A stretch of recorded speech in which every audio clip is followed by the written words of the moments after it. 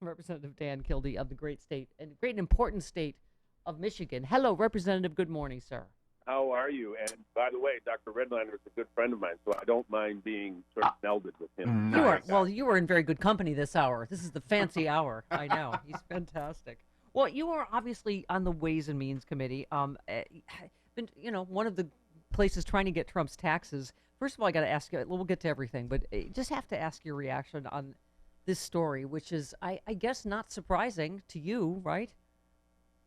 It wasn't surprising in a way, but it was a bit surprising the extent to which the president, if what was reported is accurate, which I have no reason to believe that it was not. Nobody's really, other than the president, has denied its accuracy.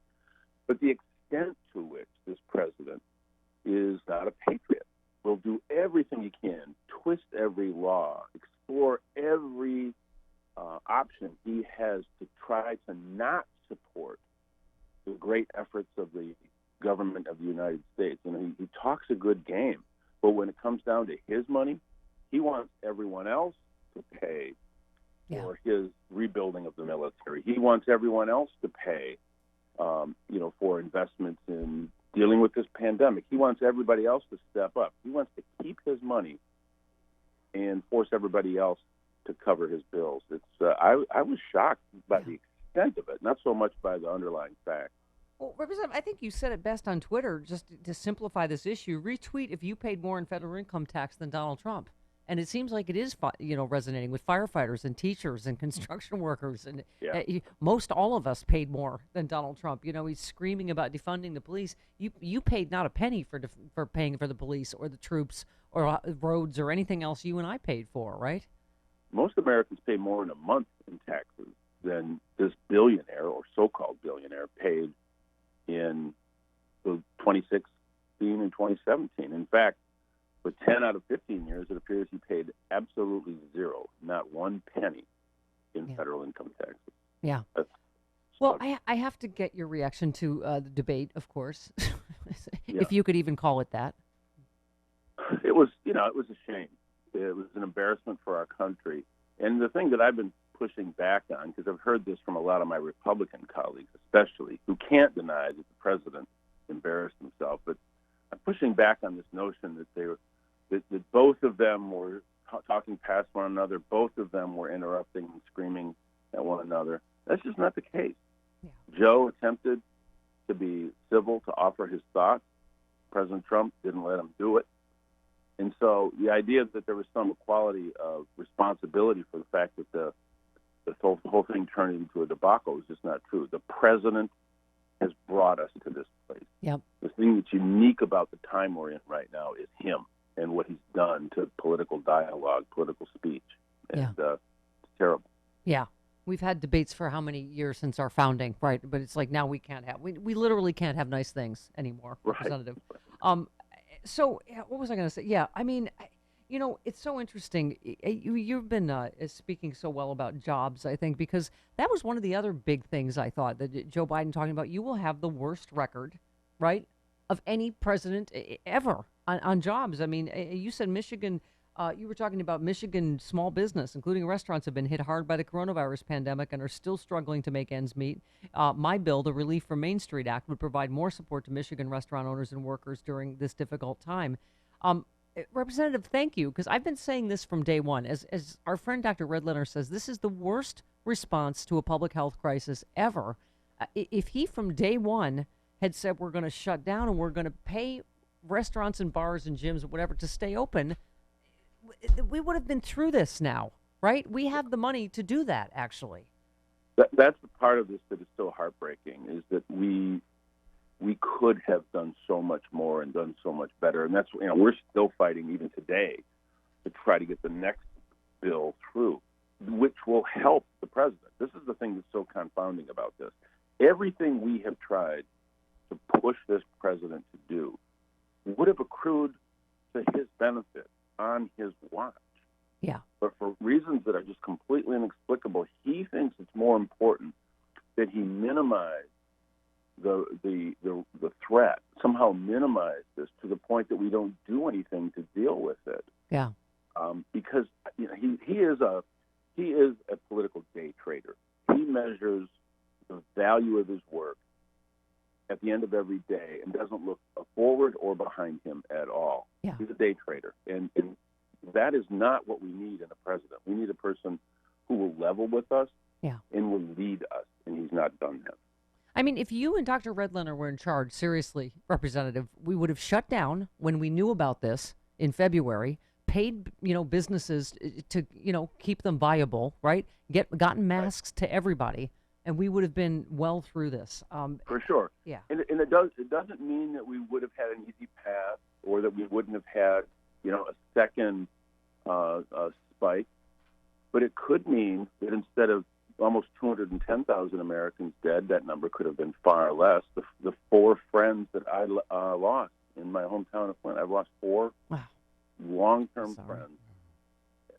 Maybe they would have made it. Maybe their families wouldn't be hurting right now. The president just doesn't get. He just doesn't get it. He is such a narcissist that he just can't imagine anyone else's needs, suffering, pain, anything. It's all about him. And speaking again on jobs, you said President Trump is set to become the first president in generations to have a net job loss during his presidency. Since January 2017, even before the pandemic, Michigan lost over 57,000 manufacturing jobs. I was glad Biden called him out on that, too, because he has not. It's all, I don't know. It's all BS. Let's just say him saying, I've made all these manufacturing jobs and opened all these plants, Michigan, and you know that it's just BS, right? I couldn't believe when I heard him say that. He was right on the border of my district when he came to Michigan a few weeks ago, and he said, "You got to thank me for all the auto factories that I've opened up." And everyone's looking around at one another like, "What is he talking about?" He took credit for saving the auto industry, which was Obama and Biden, as you know. Exactly. But the problem with this guy, and this is sort of typical authoritarian playbook activity, if you say things over and over and over again, and if you have an echo chamber that's willing to repeat them, they don't have to be true for some people to believe it.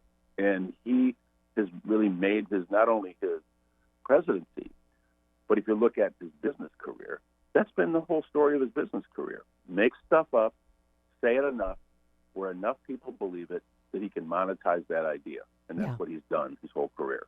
And by the way, them trying to, you just lost the left, and trying to, divide Democrats about the Green New Deal, whether it's Biden's Green Deal or but as you say, Joe Biden recognizes that investing in clean energy technologies, including electric vehicles, will create good paying union jobs in America. Climate change is an urgent national security threat. We must act to protect jobs, the Great Lakes, and a way of life. I grew up on near Lake Ontario, between Lake Ontario and Lake Erie, so I hear you on that. But I mean, it seems such a no-brainer, green jobs to me, that it's a win-win for everybody, right?